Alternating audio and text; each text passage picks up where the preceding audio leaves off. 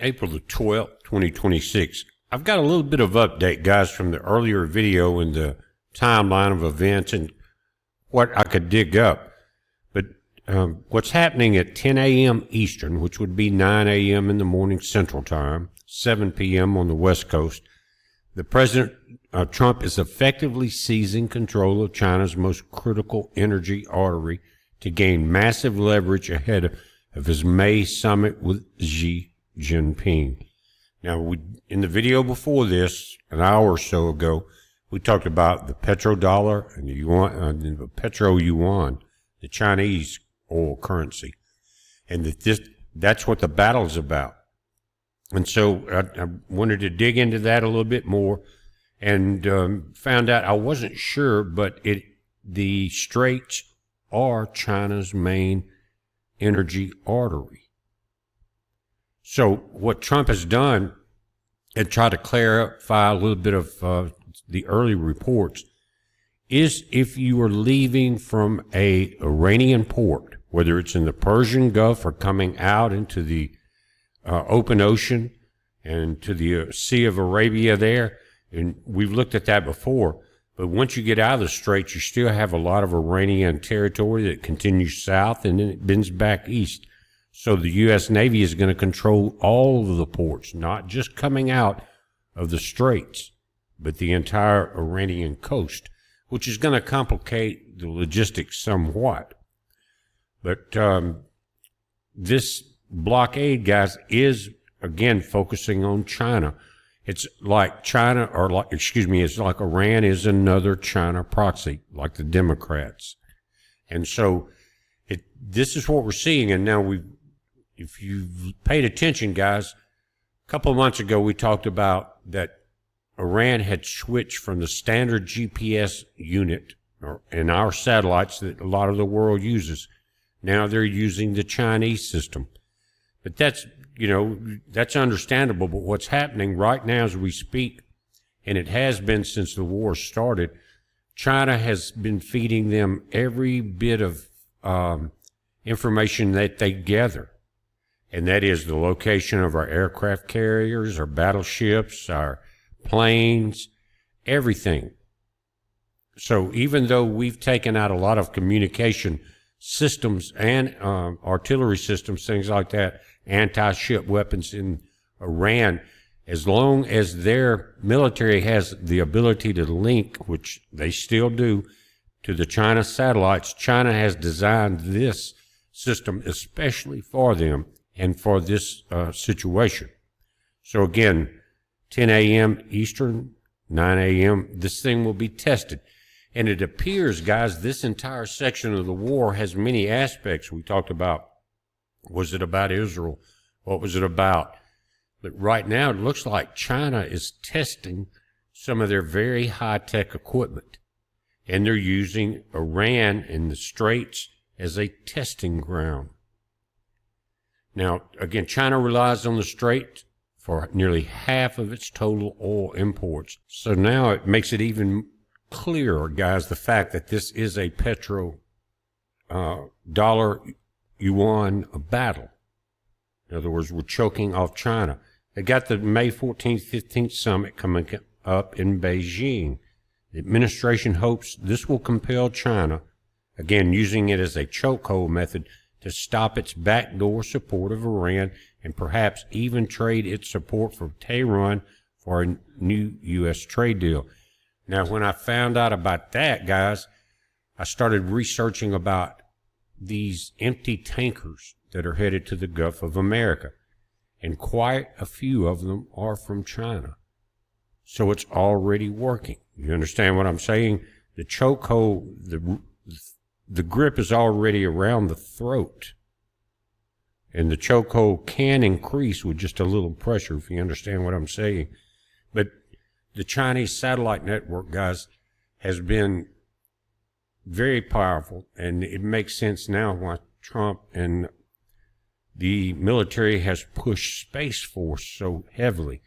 And by looking at it closely, each one of our battleships, major planes, all of that, now that we have all of these hundreds and thousands of satellites, even small ones like Elon, they can assign one specific satellite to each carrier group or carrier or battleship or plane and give it full telemetry on everything Iran, again, China's proxy, is doing. So we got pretty good backup, but the same thing is kind of happening with China and Iran. The difference is Iran does not have the full capabilities they had when this started. And I've seen videos, and I've mentioned it, that there's vast underground caverns, and they look, they're man-made. It doesn't really look like a cave, but it's underground, that have tanks and boats and all kind of stuff, missiles and rockets. And they go on forever if you look at it. And the U.S. has said that they have attacked these places when they could find them. And Iran has replied to that by saying they had already prepared for that, and they can dig, the U.S. can hit the entrance to these underground, basically warehouses, very large, some several hundred feet deep, if not more. But they can come out and dig out very quickly, within hours in some cases, and go right back to business. So they're slowing it down, but not stopping it, is the point of that. Now, Trump has already said he's thinking about a 50% tariff on all countries that buy and sell oil, especially between Iran and China. So they can decide, and here's the leverage going into Beijing. Okay, well, we now control the straits. We could give you 50% tariff on as far as a toll, and on your oil that comes out of there, and you need 50% of your oil coming from there as you send a bunch of tankers over here to the U.S. Or we could give you a 20% break on that. And so there's the leverage. You take control of the spigot, and then you charge per whatever you fill up, right? And the importance of that is that China is so anti-American, and they're spread so far globally that they will do anything to take control. And they know using their currency system is one way to do it. Now, Iran and China has been using the conflict to settle oil trades in the yuan. A blockade that targets those specific transactions is a direct strike against China's goal of unseating the U.S. dollar as the global reserve currency. And Trump is pairing the blockade with a sales pitch, telling China and other nations squeezed by the crisis to buy American oil and natural gas. This would simultaneously enrich the U.S. economy and make China dependent on U.S. energy rather than Iranian energy. Guys, how much you want to bet it's going to be many months before the straits are open? Again, 10 a.m. in the morning, East Coast time is not that far away. And what are the options for China? Because they are like many countries around this planet, guys. They are in economic trouble. And they want to control everything they can. And their intentions, if they were good and they were trying to help people, you may can understand it better. But they have no good intentions. They are part of the kings of the East. What would be the risk of a backfire? In other words, instead of we take full control of the straits, start letting out the ships. And by the way, if I didn't mention it, all the other ships that are not from Iranian ports can pass through the checkpoint. No toll. But if China feels backed into the corner, and all the world's economies are kind of backed into the corner right now, that's when it becomes dangerous. So China may feel forced to intervene more directly. Reports indicate China may already be secretly shipping, advanced air defense systems to Iran to help them resist the blockade. If a U.S. ship attempts to board a Chinese tanker, it could trigger the very clash of superpowers that both sides have tried to avoid. The next 24 hours will show if China chooses to negotiate for U.S. oil or double down on its support for Tehran. And that's why my video earlier was titled, Now the Real War Begins. So looking at China, Depends on how weakened they feel, or how far, as far as trying to negotiate with the U.S., or how far backed into the corner via debt, like we all are, that they feel they have to respond, they have to reach out. And there are certain entities on this planet that don't mind destruction at all. At all. Now, I mentioned that the U.S. has dedicated satellites for all the big important equipment. So does China. They're just using a different system of that, working with Iran. And both sides are saying that it's kind of, you can't jam it. We'll see how long that technology lasts, and then they'll find something else you can't jam. But both sides are saying that. So that would mean that if China is shipping in more advanced missiles to Iran, if we just think logically, they're going to be using these advanced space satellites to guide them. And if some of these weapons are designed, which they have weapons like this, to bypass all of the defense systems, say from an aircraft carrier. And some of those weapons are kind of like what we saw in some of the other missile attacks. These high altitude rockets come in and then shut down and just use gravity and inertia to plow through everything. And we got 3 carriers there. It would take 10 years to regroup from another Pearl Harbor, to rebuild that. And what could happen in the meantime?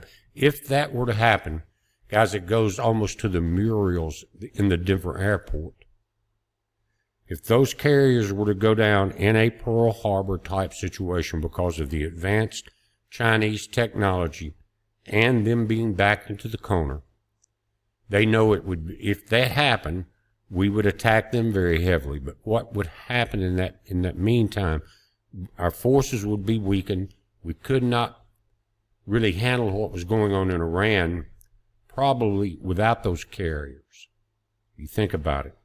Especially if some of the other nations in the Middle East start siding with China and their global oil currency, then that's going to change everything. And again, think about what would happen. There's supposedly troops from other nations on both of our borders, north and south. I think a lot of them just live in California.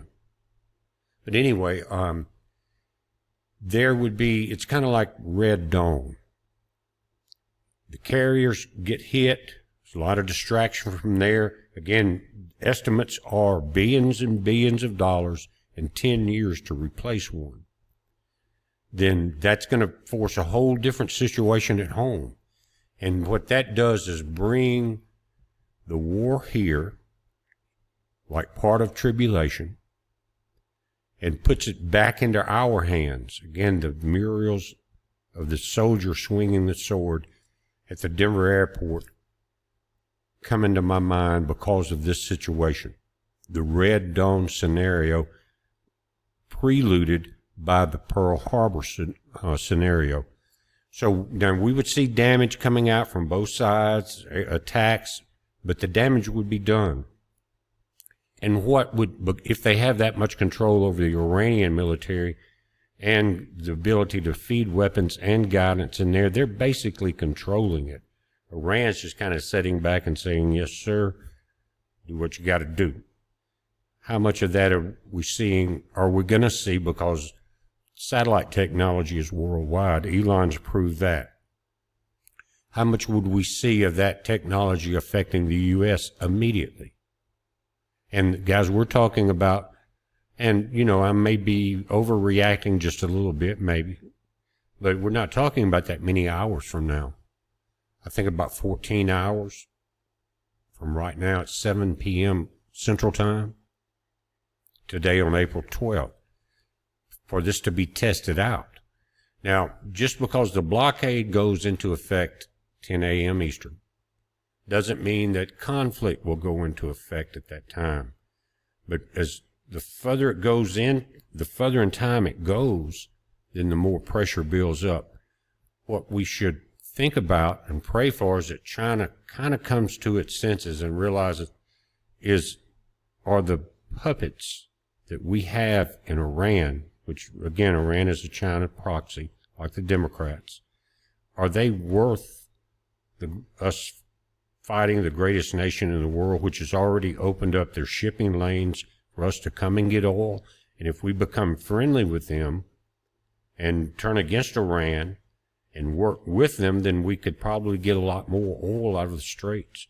They're not going to get any right now, unless it's, it's ships that are flagged from different nations.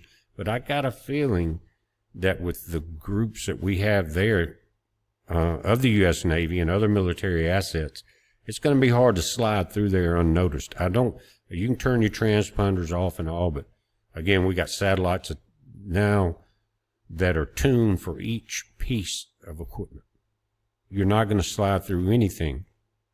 And we are seeing reports that they are doing mine sweeps. No reports that they found any, but that they are doing it. So, guys, it's something to think about. Being a watchman on the wall, this is my job.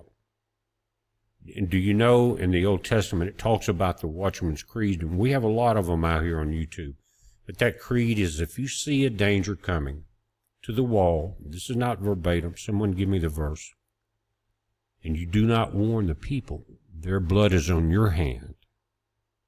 It's on your head. You are responsible. But if you see it coming and you do not warn them, their blood is on their own head. Do you understand the difference? And so, regardless if you think anybody's listening, you report it. If you see something important and God has given you the ability to look at certain patterns and realize certain things and to ask the right questions, then you spread that information. If you're wrong, you're wrong. Don't worry about the boy that cried wolf thing unless it's something really ignorant, okay? But in a situation like this, if you've got a feeling about it, go with your feelings. No one's going to blame you if it doesn't happen exactly the way you say it is. But again, the Watchman's Creed, you tell the people, and if they don't listen, their blood is on their own hands. If you don't tell them, their blood is on your hands. Someone give me that verse, guys. We're watching it. You watch it. It's a heads up. Be safe.